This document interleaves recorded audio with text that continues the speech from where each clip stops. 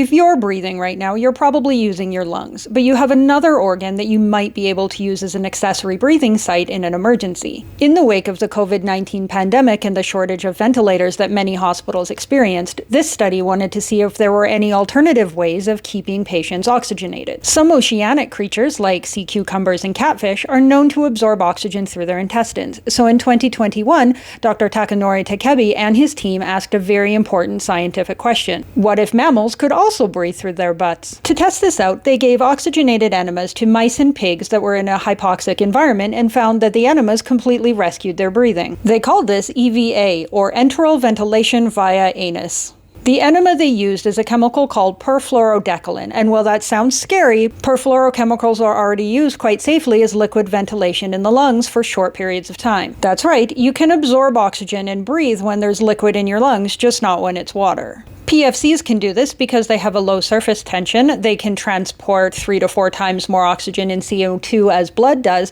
and they're basically inert, meaning they don't react with your skin, and your kidneys and liver don't break them down. Because of that reduced surface tension, they make an excellent surfactant replacement in the lungs, which is a big problem for premature babies who are struggling to breathe.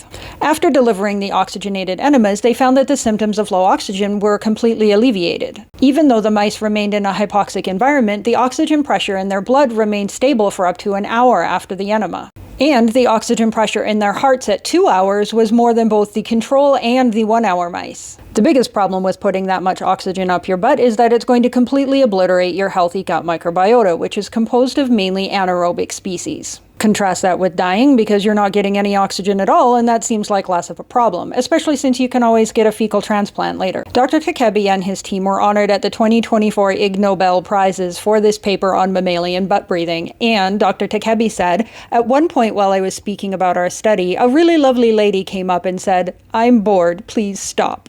And so we had no choice but to gift her a toy pig."